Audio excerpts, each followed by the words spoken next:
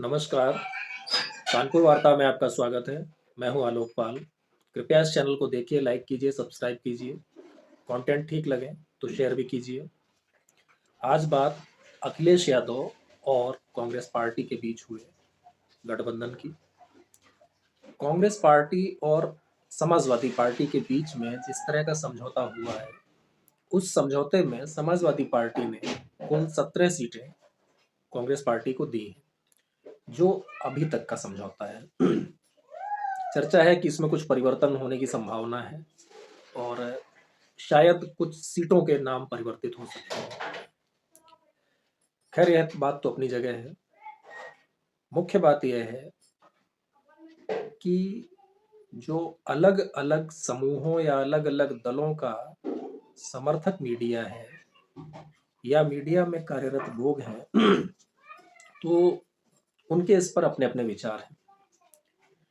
एक समूह है जो कांग्रेस का समर्थक नहीं है।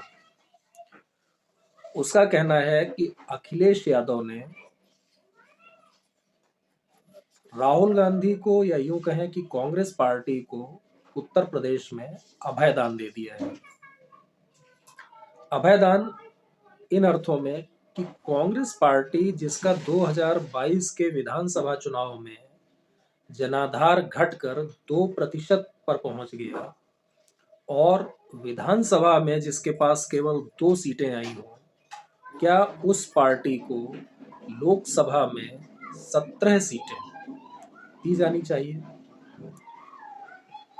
सच पूछिए तो विधानसभा में सीटों के आधार पर तो कांग्रेस पार्टी की दावेदारी एक भी सीट पर नहीं बनती है, लेकिन यदि मत प्रतिशत को भी आधार बना लिया जाए तो जिस तरह से यह गठबंधन हुआ है कांग्रेस पार्टी और समाजवादी पार्टी के बीच में, समाजवादी पार्टी को 2022 के विधानसभा चुनाव में लगभग 33% मत प्राप्त हुए थे, जबकि कांग्रेस पार्टी को 2%।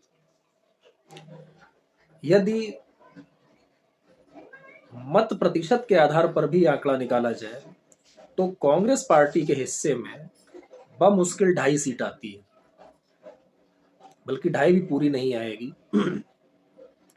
तो कांग्रेस पार्टी को इस गठबंधन में शायद 3 सीट मिलनी चाहिए थी, और यदि थोड़ी उदारता दिखाई जाती तो 5 या 6 सीट। इससे ज्यादा सीट की हैसियत कांग्रेस पार्टी नहीं रखती है। तो इस आधार पर ऐसा कहा जा सकता है कि हाँ, अखिलेश यादव ने कांग्रेस पार्टी को या राहुल गांधी को उत्तर प्रदेश में अभयदान दिया है। लेकिन यहीं पर एक दूसरा पेंच भी फंसता है, वह है सीटों को लेकर के। जो सीटें समाजवादी पार्टी ने छोड़ी हैं कांग्रेस के लिए, उसमें से एक सहारनपुर की सीट छोड़ दी जाए तो उसके अलावा कोई भी ऐसी सीट नजर नहीं आती है जिस पर कांग्रेस पार्टी जीत सके। वैसे तो सहारनपुर भी कोई कंफर्म नहीं है, लेकिन सहारनपुर का जो कि वहाँ की जो डेमोग्राफी है, उस डेमोग्राफी को देखते हुए ऐसा माना जा सकता है कि सहारनपुर सीट पर एक कड़ा मुकाबला कांग्रेस करने में सक्षम होगी। इसके अलावा जो सीटें दी गई हैं, बनारस, इलाहाबाद, लखनऊ, कानपुर, अमेठी, रायबरेली, झांसी, इस टाइप की जो सीटें हैं, इनमें से किसी भी सीट पर कांग्रेस पार्टी समाजवादी पार्टी के सहयोग के बावजूद 30% मतों तक पहुंच जाएगी, इसकी संभावना बहुत कम है। हाँ, इन सीटों पर अगर समाजवादी पार्टी चुनाव लड़ती, जिनमें से कुछ शहरी सीटें हटा दीजिए, लेकिन बाकी 17 की जो बाकी जो बचती हैं, 16 में से 5-6 जो मुख्य शहरी सीटें उनको हटा दें, तो समाजवादी पार्टी को अपेक्षाकृत ज्यादा मत मिल सकते थे। कांग्रेस पार्टी की स्थिति इतनी ज्यादा खराब है और ऊपर से उनके नेता, न केवल राहुल गांधी बल्कि जो पार्टी के तीसरी चौथी पंक्ति के नेता हैं, और खासतौर से जो उत्तर प्रदेश से जिनका कोई सरोकार नहीं है और जो मीडिया में छाए रहते हैं, सोशल मीडिया में छाए रहते हैं, ऐसे लोगों का ये जिस तरह के बयान आ रहे हैं, वह बयान लोगों को परेशान करते हैं। जिस तरह से राहुल गांधी ने अपनी यात्रा के दौरान उत्तर प्रदेश में प्रवेश करने के साथ ही उत्तर प्रदेश के लोगों के प्रति जो हिकारत भरी बात की, खासतौर से उत्तर प्रदेश के युवाओं से, उनको शायद लगता है कि वो उनकी बात सुन करके लोगों के अंदर एक अकुलाहट पैदा होगी या वो अपनी इन बातों से युवा वर्ग को झिंझोड़ देंगे। ऐसा कुछ भी नहीं हो रहा है। सच्चाई यह है कि राहुल गांधी की बातों से 5-10% लोग भी सहमत नहीं होते, क्योंकि उनकी बातों में वास्तव में कोई सिर पैर होता नहीं है। तो इन परिस्थितियों में जिन सीटों पर कांग्रेस चुनाव लड़ रही है, वहां पर जो खांटी समाजवादी पार्टी का वोटर होगा वह तो कांग्रेस के पक्ष में वोट करके आएगा, लेकिन ऐसा वोटर जो समाजवादी पार्टी के प्रति सहानुभूति रखता है लेकिन पूरी तरह से समर्पित नहीं है, वह कांग्रेस को वोट नहीं करेगा। वह कहीं दूसरा रास्ता देखेगा, और दूसरा रास्ता देखने में आप यकीन कर सकते हैं कि 50% से ज्यादा लोग जो समाजवादी पार्टी के चुनाव लड़ने पर समाजवादी पार्टी को वोट देते और ना लड़ने पर किसी और को वोट देंगे, उनमें से जो 50% लोग हैं या बल्कि 50% से ज्यादा हैं, वह भारतीय जनता पार्टी के साथ चले जाएंगे। एक दूसरा नैरेटिव है जो भाजपा समर्थक मीडिया या मीडिया में काम करने वाले लोगों का समूह है, वह उठाता है। उनका कहना यह है कि अखिलेश यादव वास्तव में डर गए। जिस तरह से जयंत चौधरी ने साथ छोड़ा, स्वामी प्रसाद मौर्य छोड़कर भागे, पल्लवी पटेल ने जिस तरह से विद्रोही स्वर अख्तियार किए, उनकी पार्टी के कुछ मुस्लिम नेता पार्टी छोड़कर चले गए, तो उसके बाद अखिलेश यादव को डर हो गया, और डर हो गया वोट बैंक में बंटवारे का। अब कांग्रेस पार्टी और समाजवादी पार्टी का जो कॉमन वोट बैंक है वह केवल मुस्लिम वोट बैंक है। मुस्लिमों को अगर हटा दें तो जो लोग कांग्रेस पार्टी को वोट करते हैं वह समाजवादी पार्टी को वोट नहीं करेंगे, और शायद उन्होंने आज तक नहीं किया होगा, क्योंकि कांग्रेस को अब केवल वही लोग वोट करते हैं जो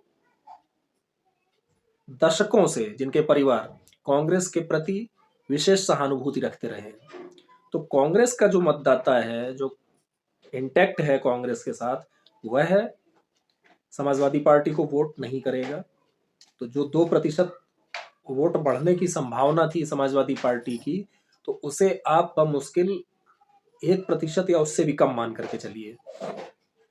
इसके बाद जो समाजवादी पार्टी का मतदाता है, तो समाजवादी पार्टी का जो मुख्य मतदाता है वह है यादव और मुसलमान। यादव मूलतः कांग्रेस पार्टी को वोट नहीं करता है। जिन क्षेत्रों में समाजवादी पार्टी ने अपने प्रत्याशी खड़े नहीं किए हैं, कांग्रेस पार्टी के प्रत्याशी चुनाव लड़ेंगे, वहां पर कम से कम 40% यादव मतदाता ऐसे होंगे जो समाजवादी पार्टी के प्रत्याशी न होने के कारण भाजपा को वोट करके आ जाएंगे, कम से कम 40%। और जहां तक मुस्लिमों की बात है, तो उनके लिए एक बहुत बड़ी राहत है। जो मुस्लिम वोट बैंक है, जिस वोट बैंक की मैं बात कर रहा था, तो जो मुस्लिम वोट बैंक है वह दोनों का कॉमन है। अब उसमें होता क्या है कि जहां पर कोई मजबूत प्रत्याशी कांग्रेस पार्टी की तरफ से खड़ा होगा और उनको लगेगा कि यह भाजपा को हरा सकता है, तो वो कांग्रेस के प्रत्याशी को वोट कर देंगे। जहां पर सपा को लगता था, मुसलमानों को लगता था कि जहां पर सपा का प्रत्याशी मजबूत है तो वहां वो सपा को वोट कर देते हैं। जहां उनको लगता है नहीं बसपा का मजबूत है तो बसपा को भी वोट करते हैं। तो यहाँ पर थोड़ी सी जो दुविधा वाली स्थिति थी वह कम हो गई है। अब आप यह मान के चलिए कि लगभग पूरे उत्तर प्रदेश में जो मुस्लिम कम्युनिटी है उसका जो सबसे बड़ा हिस्सा है वह केवल समाजवादी पार्टी और कांग्रेस पार्टी के गठबंधन को ही वोट देगा। अब उसे आप इंडिया अलायंस कह लें, इंडिया अलायंस कह लें, जो भी कह लें, उसको वोट करेगा। बीएसपी के चांस यहाँ पर बहुत कम हो गए। तो उसको लेकर के कहा जा रहा है कि अखिलेश यादव को इस बात का डर हो गया था कि अगर दोनों पार्टियां अलग अलग चुनाव लड़ती हैं तो ऐसे में मुस्लिम वोट बैंक का बंटवारा हो सकता है और उनको नुकसान हो सकता है। अब यहाँ पर जो मुख्य बात है वह यह है कि क्या दोनों पार्टियों का गठबंधन हो जाने के बावजूद दोनों पार्टियां मिल करके भी 6 या अधिकतम 8 सीटों से ज्यादा उत्तर प्रदेश में चुनाव जीतने की स्थिति में है? तो मुझे लगता है नहीं। कांग्रेस पार्टी अमेठी 2019 में हारी थी, 2024 में फिर हारेगी। यहां तक कि अगर राहुल गांधी खुद भी चुनाव लड़ते हैं तो भी अमेठी से उनका जीतना लगभग नामुमकिन है। इसके बाद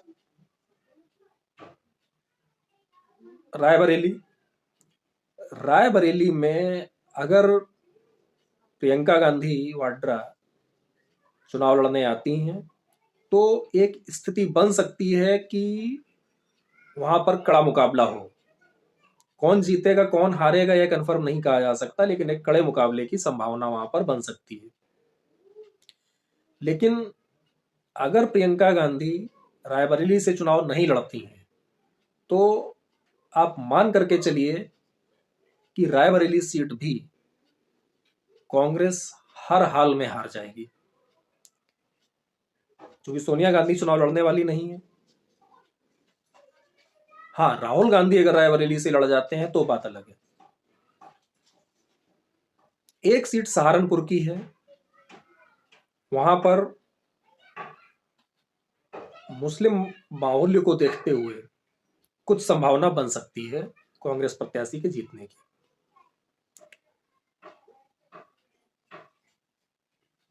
जहां तक बात समाजवादी पार्टी की है तो समाजवादी पार्टी के लिए एक सीट मैनपुरी की तो सुरक्षित है। मैनपुरी सीट से मुलायम सिंह यादव के परिवार से कोई भी चुनाव लड़ेगा तो वह चुनाव जीतेगा ही जीतेगा। वो भाजपा चाहे जितना प्रचार करती रहे, फिलहाल स्थिति वो नहीं है कि मैनपुरी सीट से वो समाजवादी पार्टी को हरा देंगे। लेकिन मैनपुरी के अलावा कोई सीट ऐसी नहीं है जिस पर समाजवादी पार्टी पूर्ण विश्वास के साथ यह कह दे कि यह सीट तो हम जीतेंगे ही जीतेंगे। जो संभावित सीटें हैं जहां पर समाजवादी पार्टी के जीतने की काफी हद तक संभावना है, तो उनमें से एक मुरादाबाद है, एक संभल है, बदायूं में भी चूंकि शिवपाल सिंह वहां से चुनाव लड़ रहे हैं तो थोड़ी संभावना बढ़ जाती है, एक सीट कन्नौज है और एक सीट है आजमगढ़। कन्नौज और आजमगढ़ में से जिस सीट पर अखिलेश यादव स्वयं चुनाव लड़ेंगे वह सीट समाजवादी पार्टी जीत सकती है, और जिस पर अखिलेश यादव चुनाव नहीं लड़ेंगे वह सीट 99% चांस है कि समाजवादी पार्टी हार जाएगी, चाहे कन्नौज हो और चाहे आजमगढ़ हो। तो इस तरह से अगर आप देखेंगे तो कुल मिला के अधिकतम 7 या 8 सीटें ऐसी बनती हैं जहां पर समाजवादी पार्टी चुनाव जीतने की स्थिति में है। इसके अलावा समाजवादी पार्टी केवल ट्विटर पर चुनाव जीत रही है, उनके नेता भी, और यहां तक कि अब उनका जो सोशल मीडिया सेल है वह भी जिस तरह की बातें राहुल गांधी की तरह मूर्खतापूर्ण बातें सोशल मीडिया पर करने लगा है, तो उसका परिणाम कोई बहुत अच्छा होने जा रहा है इसकी संभावना है नहीं। अगर कांग्रेस पार्टी और समाजवादी पार्टी दोनों की संख्या उत्तर प्रदेश में केवल 3 तक सीमित रह जाए तो इसमें किसी को भी बहुत आश्चर्य भी नहीं होना चाहिए कि दोनों पार्टियों को मिलाकर केवल 3 सीटें आए, और हो सकता है वो 3 की तीनों सीटें समाजवादी पार्टी की हों और कांग्रेस का खाता उत्तर प्रदेश में न खुले। मैं पहले भी एक बार कह चुका हूं कि यदि ऐसा होता है तो 1977 के बाद 45 क्यों बल्कि लगभग 47 साल में यह पहला मौका होगा कि उत्तर प्रदेश में कांग्रेस पार्टी का खाता नहीं खुलेगा। आज की चर्चा में इतना ही। इस वीडियो को अंत तक देखने के लिए बहुत बहुत धन्यवाद। कृपया इस चैनल को लाइक कीजिए और सब्सक्राइब जरूर कीजिए। कंटेंट ठीक लगे तो शेयर कीजिए। बहुत बहुत धन्यवाद। नमस्कार।